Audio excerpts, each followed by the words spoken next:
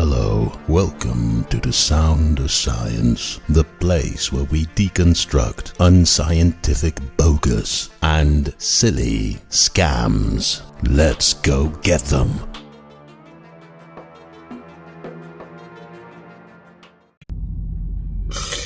Good morning, good evening, good afternoon, wherever you may be. CC here, Chris, from New York, Westchester County. It's 3/22/25.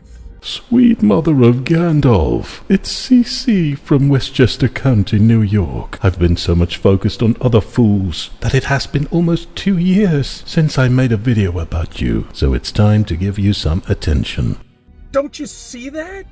You can't go to space to research shit. Well, if I want to research shit, then all I have to do is analyze one of your videos, Chris. But you can't get into space. Space doesn't exist. And I'll tell you why. Because rockets, if space did exist, would not work in space. Oh, sweet Uncle Frodo, what now, Chris? Rockets don't work in space? What are you even talking about? You take a vacuum-sealed box and you try to light a match in it, and it has no air, the match won't ignite. You see, that's the problem with rockets, is they need ignition. Okay? There is no ignition in space. It's impossible. It's a vacuum. There's no air. Chris, have you ever Googled how space rockets work? They bring their own oxygen tanks so that they can bring about combustion. It's just like certain torpedoes and just like certain types of underwater welding. If you need combustion, but the environment doesn't provide you with the oxygen that you need for that combustion, you just bring along a supply of liquid oxygen. It's almost as if you think that scuba diving is impossible because we can't breathe underwater. Well, guess what, Chris? You bring your own oxygen tank. You know what air is? That's what I'm breathing right now. Well, maybe you had too little of it in your younger years. That's what you're breathing watching this video. Yeah, but there's no air in space. It's a vacuum. Okay? See, rockets don't work in space. Yes, Chris, but they solved that. Rockets bring their own oxygen tanks. Just like when you were little Chris and you went to a field day with your school. Mummy gave you a lunchbox and a drinking cup so that you could get through the day. Well, with rockets, it's basically the same, Chris. They bring their own lunch. So now you're propelling through space in a vacuum.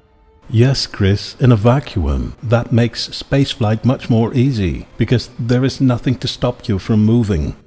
With a rocket that cannot ignite in a vacuum, but... Chris, over the past 10 years, you've made over 1,000 videos now about your flat earth nonsense. But you still, till this very day, are too lazy to look up basic information regarding the stuff that you talk about. Are you related to this topics of religion guy, maybe? Because you are equally stupid, and that is special. How do you control this rocket? Where is this rocket going to? Because we are traveling through space in the solar system at hundreds of thousands of miles per hour. So once you leave Earth, just like in a helicopter, this is my secondary question, why can't I just go up in a helicopter and just stay up there and hover, and then just China revolves around, huh? And I'll just land right down. Saves a lot of fuel, doesn't it? That's good for the environment. Chris, this is so basic. If you lift off in a helicopter, you already have the same speed as the whole planet. And the air around you also travels at the same speed as the entire planet. So what reason could there be for this helicopter, once it lifts off, to slow down? What force would be responsible for that? Chris, have you ever traveled by train and noticed that there was a fly or a wasp inside? And what happened to it?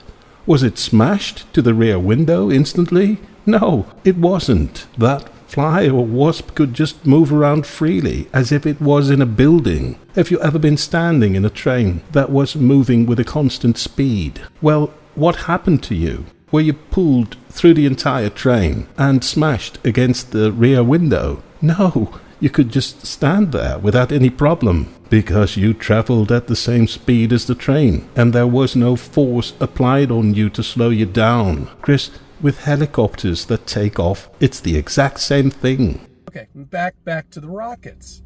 Okay, so when you leave space, when you leave Earth, okay, you are now in space. So you've broken out of the gravitational pull of Earth, okay, and now you're in space. You're in freefall right now, supposedly. No, Chris, when you've left the gravitational pull of Earth, you're not in freefall. Why would you say anything like that?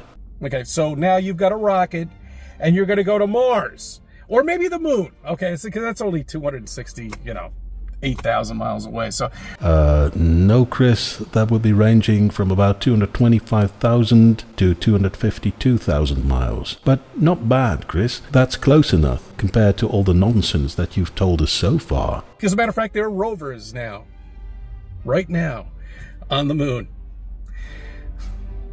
If you think about this fucking nonsense NASA has been giving you, if you put your mind to it and actually grasp the stupidity. So, Chris, from not understanding anything about how combustion works in space, so it must be false, which is an argument from ignorance fallacy, you jump straight to your usual argument from incredulity fallacy. You can't imagine it to be true, therefore it must be false. It seems the flat earth cult is still as thick as a plank. All of this nonsense, and that gravity exists, that it actually, we know how it works. When scientists themselves have specifically said, we have no idea how gravity works. We just know what it does. Over and over and over again, year after fucking year after fucking year, we have been telling you this, but people are still not waking up. Chris, what's going on? Why are you so excited about this? Look, this is what science knows about gravity. We know it exists. We can observe its effects. We can measure, test and predict its effects. And when using the formulas and the tools that science has developed for us, these measurements are highly reliable. And we can use them in thousands of applications in spaceflight, aviation, construction, logistics, the chemical industry, and so on and so on. We actually know a lot about gravity, and this knowledge is used all over the world on a daily basis, thanks to science. So what is your problem? Okay, they're still believing this fucking nonsense that SpaceX is going to go to the fucking Mars. We're going to colonize the Mars. What? Wait a minute. Why are we not colonizing the moon right now? Why aren't we colonizing the moon? Well, why would we? It would be extremely expensive, extremely risky, and the benefits are rather unsure. We got other stuff on our minds, like our economy, housing, healthcare, education, defense, environmental care. We got societies to run here on Earth. We've been on the moon a couple of times, and that was great. And it opened up thousands of new commercial and scientific innovations. But it's a trade-off. As a society, we need to make choices about how to spend our resources. And as soon as it becomes profitable or needed to colonize the moon, then I guess it will happen. But till that time, probably not. How is that complicated? I can zoom in on whatever wandering star out there you want to call it, Mercury or Saturn or whatever it is. I would call that planets and not stars. It's a big difference. Okay? Why isn't there a fucking Wendy's up there? Why am I not playing baseball right now on the... baseball on the moon. Well, that was the easiest question so far, Chris. You're not playing baseball on the moon right now because you're not an astronaut, but merely an exotically stupid buffoon who couldn't distinguish a planet from a star. So we better not send you into space. And now they're actually trying to do something because they're scared. They're scared of something. Could it be the two suns up there? You see, you answer your own question, Chris. You're not an astronaut because you don't understand anything about the stuff that would qualify you for that. There's no stars except lights in the sky. So first there were two suns and now there is no sun at all?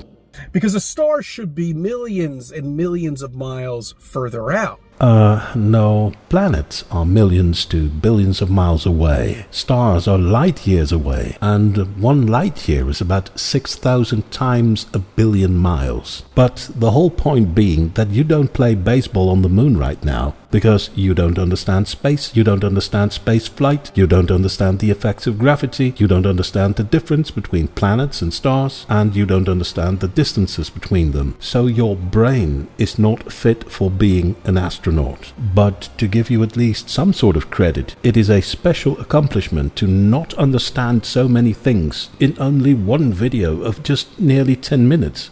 Chris, to wrap this up, do you have one final stupid observation so that we can laugh one last time about your utter foolishness? Okay. Let me ask you a question. Quick question here about the sun's reflection. Okay? Yeah. How can there be sunlight beaming off below a jetliner up in the air? How can the sun beam off the bottom of that fucking plane? Well, Chris, why did you point your camera at yourself? It means that you expect the light of the sun to reflect off of you and then will reach your camera. Why would you have trust in that, Chris, if the sun is above you? Could it be, Chris, that all materials in your environment reflect sunlight in all directions, and that is how sunlight reaches you, despite the fact that the sun is above your head? Chris, if you believe that, then how is it hard to understand that sunlight reflects from the bottom of an airplane? Airplanes are mostly made of very shiny materials that make them reflect even harder. Chris, this is so basic. Anyway, now that I've watched this video from good old Chris CC from Westchester County, New York, I fully realize I've given flat earthers far too little attention. They still are in the top 3 of most stupid people on this spinning ball that we call Earth. We need to keep exposing them for the incredible fools they are. That was it for today. Thanks for watching.